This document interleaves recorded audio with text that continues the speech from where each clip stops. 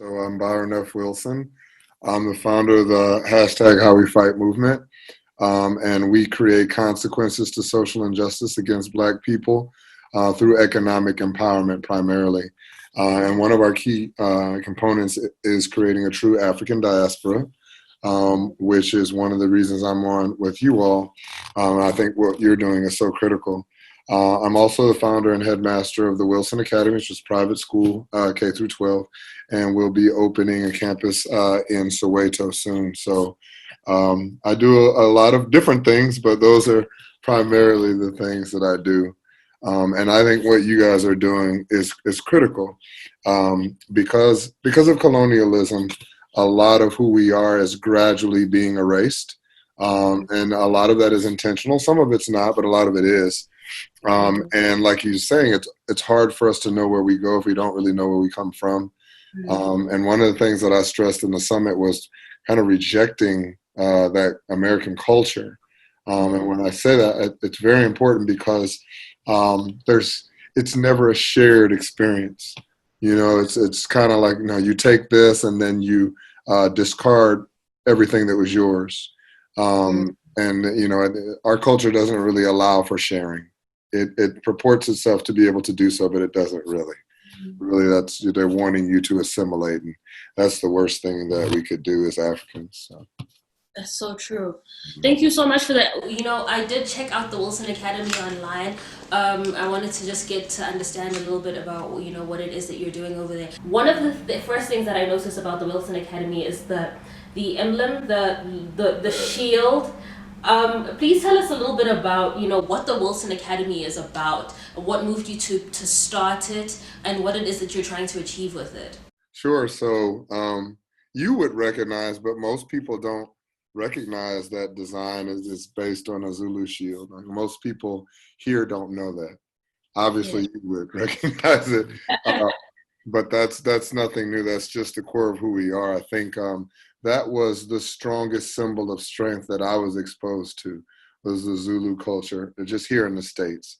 And so I wanted to certainly embrace that. When you see a lot of the white private schools, they have these crests and shields with these images from Europe and things of that nature. So I wanted to incorporate some of our history and our strength. And so that's what that is about. I started the school when I was in my early 20s.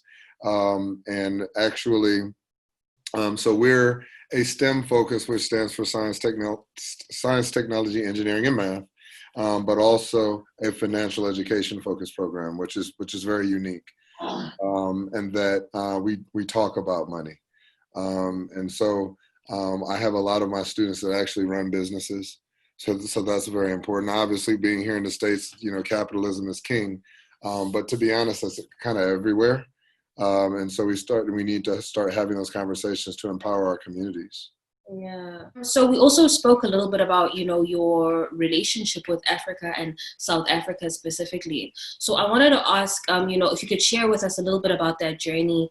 If you could just share, from, like when you first came to Africa, Right. and also what moved you to invest in property in South Africa.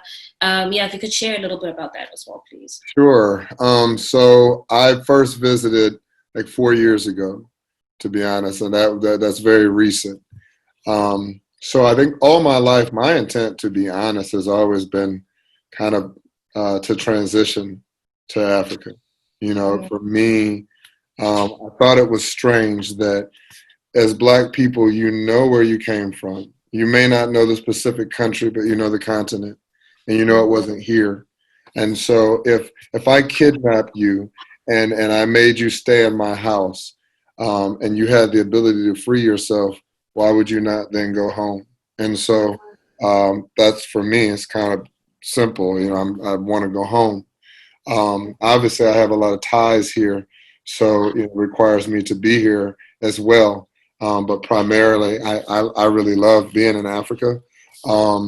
That's the first time where I was on soil and I didn't feel like my country hated me. When you're here, like, you can only be so comfortable. You're comfortable because it's what you know.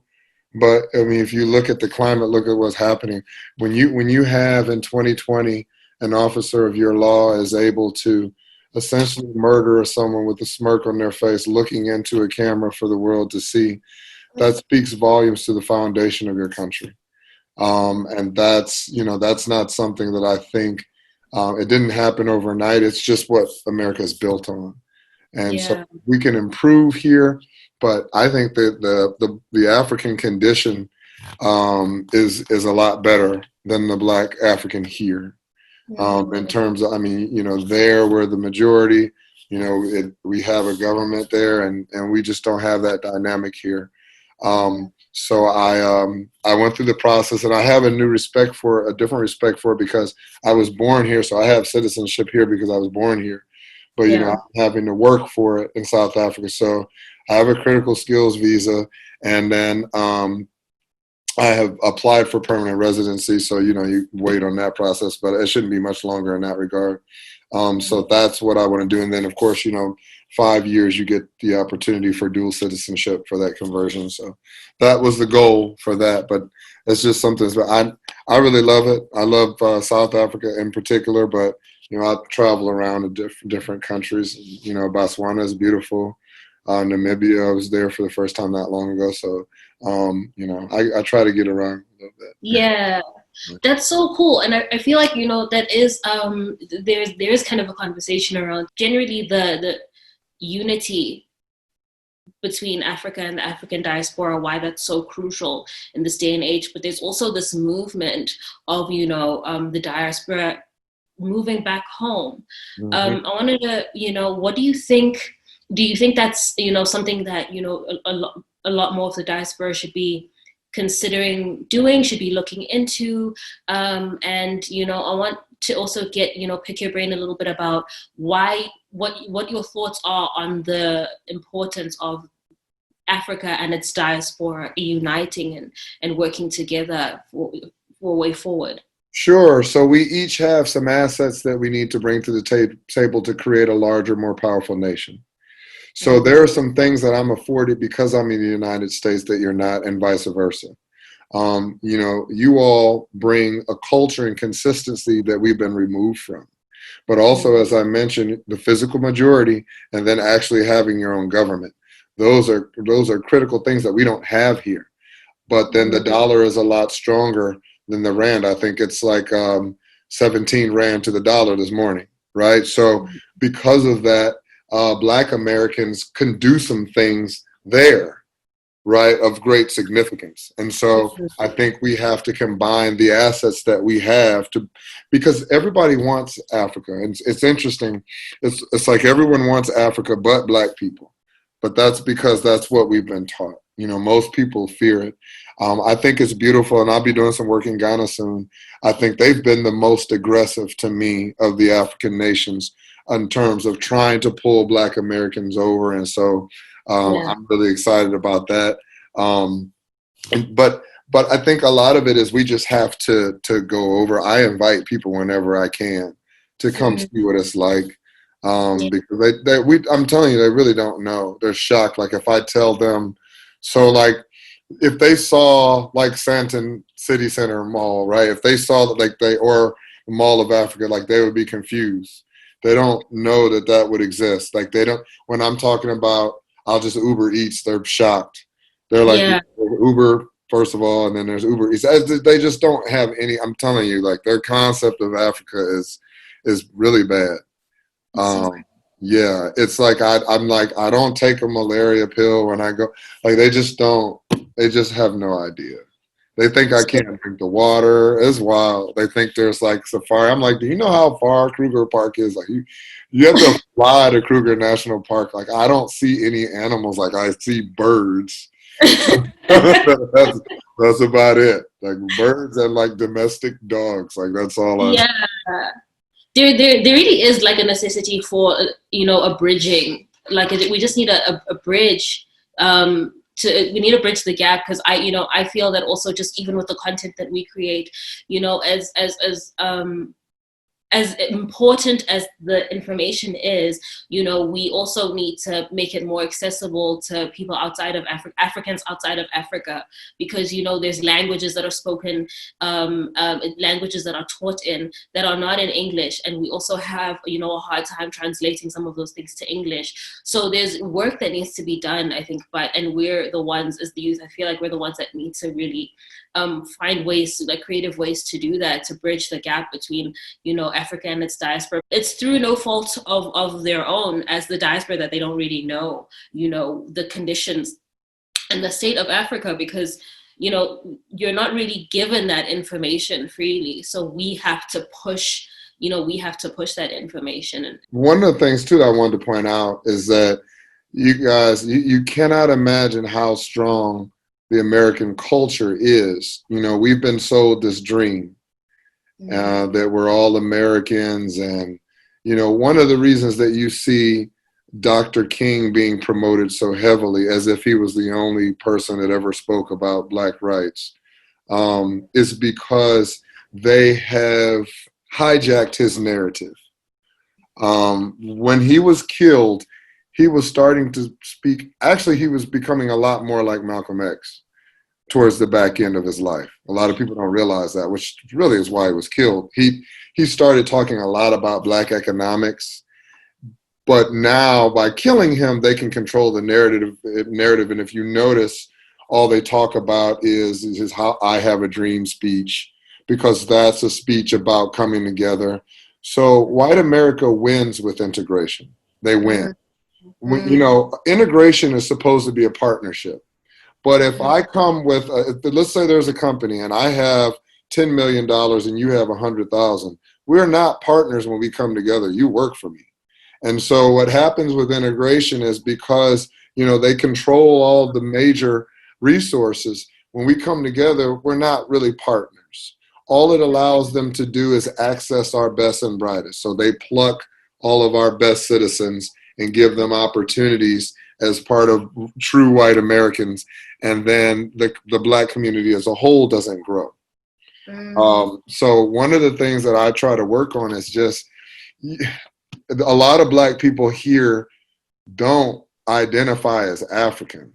Like, I don't really, in terms of citizenship, I understand that I'm American, but I don't really, how can you identify as that? So for some people, they're like, well, this is what I know. This is where I'm born. Yes, but you know that's not where you're from. It's strange. It's strange. But a lot of people do. They embrace that. It's just that it literally, you heard that term, the American dream. But there's two Americas, and the one that Black people get to operate in doesn't work the same way. And I think that's hard for some people to accept. That's tough. Man. That's so, and you know, the crazy thing about that is that we you know, our freedom is built on the same narrative. Nelson Mandela, you know, is idolized as the greatest hero, the greatest South African hero. But it is this thing of false freedom that we're living now, that, you know, we deserve a lot more, and we need to actually, you know, wake up to that reality that we weren't freed. We weren't actually freed. We were compromised. So let me ask you about that, if you don't mind. Is that kind of the consensus? Was I look at it, like I looked at the situation with Mandela and the Springboks, for example. Right. To me, that kind of seemed indicative of the movement, where there was some concessions made to not make white South Africans feel isolated. In an attempt to move forward together, I guess. But I don't know, how do you guys in general, what's the general consensus about that? So right now, the biggest fight that we're fighting is for land expropriation without compensation, because land was stolen from us. It wasn't bought. It was stolen from us. You know, a lot of our forefathers were murdered, and those that weren't killed were made to, they were made to then work and slave on their own land. So there was just a lot of injustice. All the things that were stolen from us. We're the most unequal, you know, country in the world economically. Part of our fight now is Why do we have to live under those circumstances, knowing that all of the land wasn't bought, it was stolen? There are people that have spoken up, people that were part of the negotiations in 94. Those issues were raised, and there was an opportunity for those things to be resolved. But it didn't work within the agenda of the government at the time. And so what Nelson Mandela, a lot of the freedom fighters of the time, they weren't just imprisoned, they were put in solitary confinement because they were so radical that they were ungovernable, and they were not going to be easy to negotiate with. Right. So, there are a lot of politics around that were silenced, a lot of politicians that were silenced, a lot of voices and a lot of stories that, weren't publicized. So the narrative that's sold to the world it's that same, Dr. King kind of narrative that, we get as Africans we know I Have a Dream, from Nelson Mandela, Long Walk to Freedom, and his they get to control the narrative worldwide because they are the power. So it really is up to us as Africans, especially those of us that then are privy to the information and that get to speak to these people. There's legends that we've spoken to that I think some of this is available on our channel, and we need to actually put together something that really comprehensively explains a lot of these stories. Just people that were there, people that were a part of the movement, people that were in exile that have different stories that understand the circumstances under which Nelson was even freed from prison. That it wasn't something that was done out of the goodness of white people's hearts. It was also, they were also backed into a corner. There were things that were happening that forced them to do something to also save themselves, because they were now backed into a corner, and they had to do something to give them a little bit of leverage so that they could continue under this now this rainbow nation that doesn't actually benefit us in any way. So I'm glad you said that, because I don't know if people in Africa understand this. So first of all, the term Black Lives Matter has become a generalized term. It did start off as an actual organization. There's questions about who actually is behind that and all that. But the bottom line is, why you see all these companies kind of embracing it now is just what you said. White people always want to be able to control the narrative. When I say white people, I'm not referring to all white, but those individuals who are in a capacity of power who have been manipulating the colonizers. So they always need to be able to control the narrative. So they need to be able to say, we had a change of heart, right? We recognize your value. And because even in giving, you're powerful. Like, a lot of people give because it makes them feel powerful, right? I gave you this, I granted you this, I'm powerful. So if they expose the truth of the matter, like you said, that we really only did this because you all stopped buying this, or you all stopped doing this, because if they said that, then it's giving people a blueprint. But I think Africans around the world need to examine that blueprint. We need to do a better job of looking at, why did they actually change? It wasn't that they had some sort of epiphany and they decided, you know what, I know I bought and sold you like property, but you know what? Now you're my equal. That's not even rational. Exactly. So I think I'm so glad that you said that. You're 100% right. Is that control of that narrative is critical, especially if you look at Trump. He does a really good job of doing that, of hijacking and controlling narratives. That's why as soon as he got into office, he went to war with the media, because now if they say something he doesn't like, he just calls it fake news. And then he gives his message on Twitter. You just mentioned the Black Lives Matter movement, and that's one of the things that's all over the media right now, and we're getting a lot of it, recently we also just learned a lot about Juneteenth, and that's something that's all over the media right now. So we're seeing a lot of an uprising of sorts in terms of information and how it is that we are dominating the media. Please give us a little bit of we all do know generally kind of what the Black Lives Matter movement is. But if you could just, for context, what is at the core of the Black Lives Matter movement and why it is that it's something that needs to be acknowledged worldwide? So it doesn't. Let me explain what I mean, and because I have to be careful when I say this. So it has become a generalized term, Black Lives Matter. And that's why it has spread, because white people are okay with it. And that's not to discredit any of the work that people have put behind it. That's not what I mean when I say that. What I'm saying is white people are comfortable with that now for a couple of reasons. A lot of it is COVID-19. They had nothing else to look at.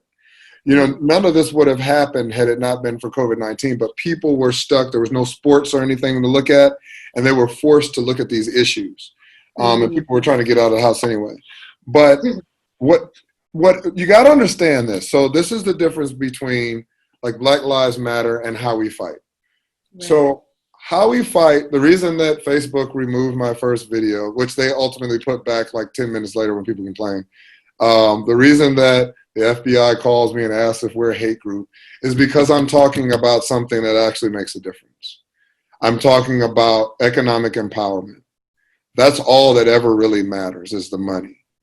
And the sooner we figure that out, the better we'll be.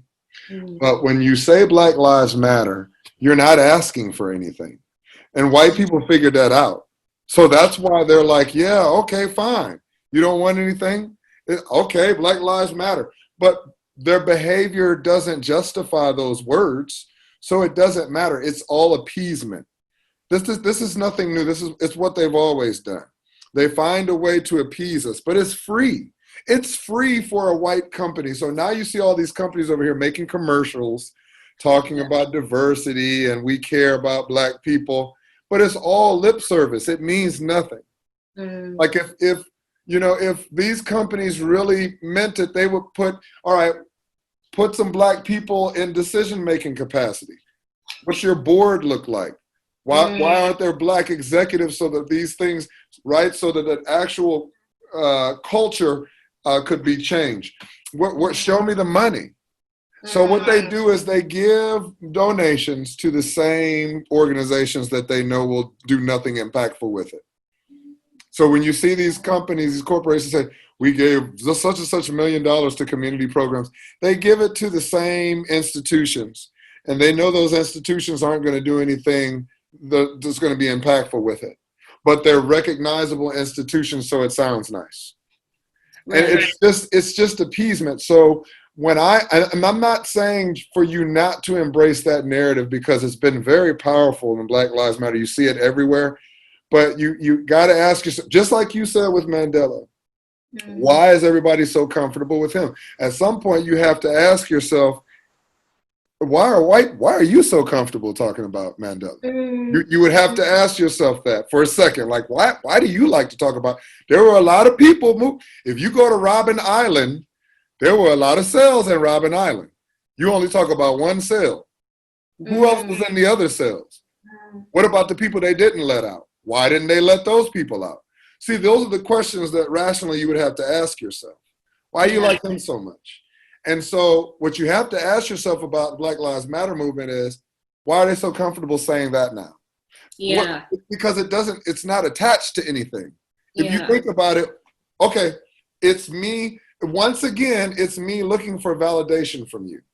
I know my life matters. First of all, I don't care if you think it does. I care about legislation, about what you're legally able to do to me. But I don't need you to validate my life. I know my life matters. I knew that when I was born. There's nothing attached to it. So it's just saying, hey, acknowledge me. Acknowledge that my life is important. But this isn't about acknowledgement. This is about officers are murdering us and they're not being convicted. But if you think about it, there's no requirement attached to that. I'm just saying Black Lives Matter, but then I'm not requiring you to do anything behind it. Yeah. A lot of white people have figured that out. They're like, you know what? Because their thing is, let's go ahead and be cool with this. The reason they're kind of jumping on it is because it's easy. So their thing is, hopefully they can jump on this so that we can be appeased. before black people move to things like How We Fight, which a lot of people have, before they move to something like that, that changes the dynamic forever, because that's what they're really afraid of. Yeah. But if they acknowledge that your life matters just by saying, you know what? Yeah, your life does matter. What does that change? So I had to be careful. I don't want you to, I think you understand. I don't want you to think I'm being critical of it. Yeah. I'm just saying, what difference does it make at the Yeah. end of the day? Right? So, How We Fight.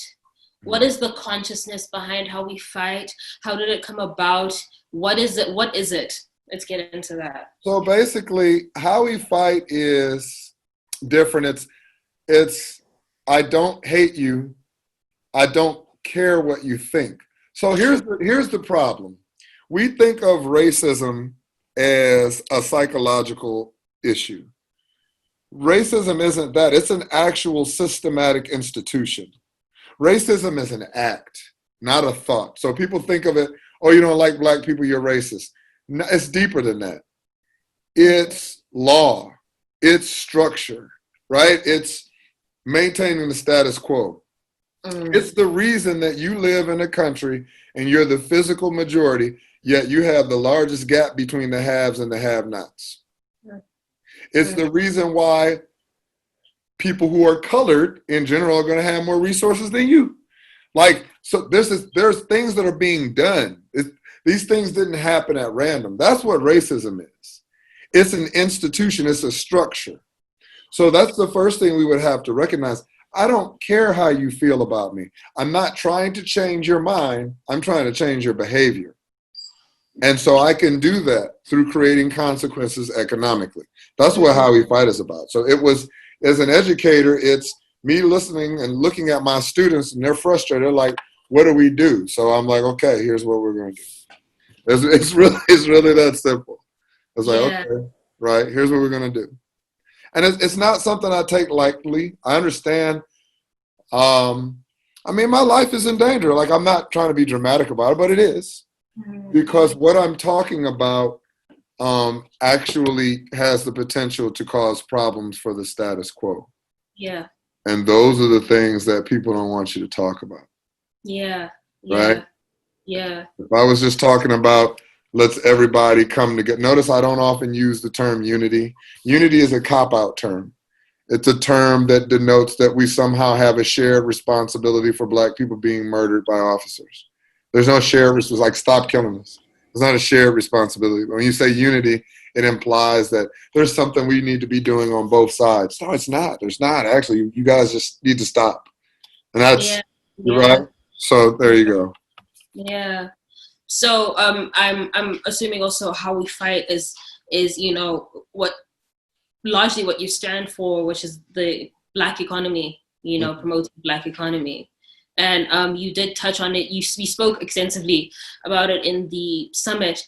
Right. And it was also part of my speech, which because it's something that at Afro Savvy we've been discussing at length as well, the difference that us buying Black, and it is a conversation. There's a whole hashtag support Black business, but there seems to be a disconnect somewhere where we're not really doing it the way that we need to be doing it. We're not really withdrawing, So I'd like for you to talk about the importance of withdrawing our support from white businesses to funnel them into our economy. I think the challenge that you have is the same challenge that we have, is that we've been taught that Black is a bad word, whether we admit it or not. And also, whenever we talk about supporting each other, it's applied, the term separatist is applied, and separation. So if integration has been lauded as the thing to do, then the opposite of integration, which would be separation, would have to then be bad, right? That's the simple logic behind that. And that's the narrative that has been intentionally designed and implemented. And so, but that's what other communities are doing. They insulate themselves within other communities. So like I mentioned, I think in the youth summit, I might have mentioned that, downtown Joburg, there's a community where everything is Chinese owned, right? So they're insulating themselves within a greater community. They always do. They'll live together, especially there. You know, in Johannesburg, there's Turkish schools, right? There's Indian schools. There's Jewish schools. People educate themselves and they take care of their own communities. Black people, particularly in America, are the only ones that feel like they don't feel like that's a necessity, because they've put a lot of energy into selling the dream to Black people. That's why you see, you know, so we have these examples. And for instance, you look at Barack Obama, which I think is one of the greatest presidents of all time. However, that creates an illusion that circumstances are different than they are. Because all of these people that were murdered, I mean, Obama was president when all these officers are killing these people, right? So if the United States is so evolved, how can that be happening while there's a Black president? So I don't think people understand the necessity. I think that's why you probably have the same challenges that we do here. I don't know if people understand the necessity. And that's an education issue. You guys are still dealing with the Bantu system. That's one of the reasons I can't wait to get there academically.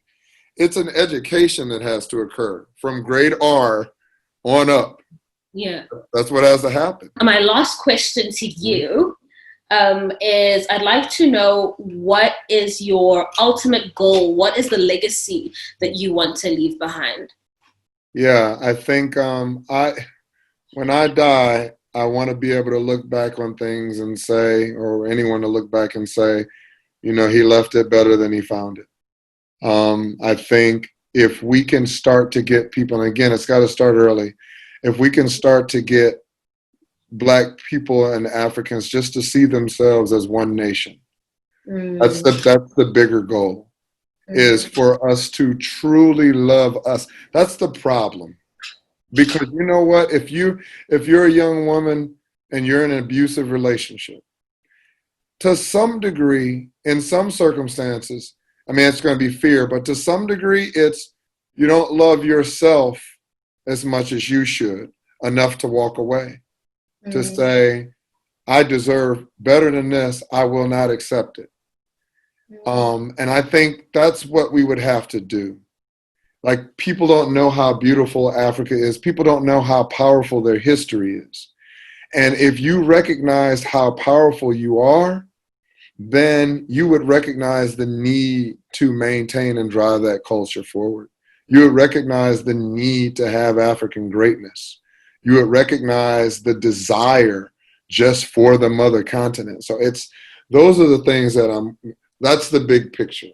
Because if that doesn't change, really, all of this is a waste of time.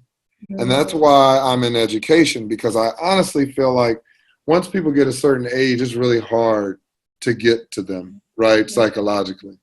But kids, they're still thinking rationally. Absolutely.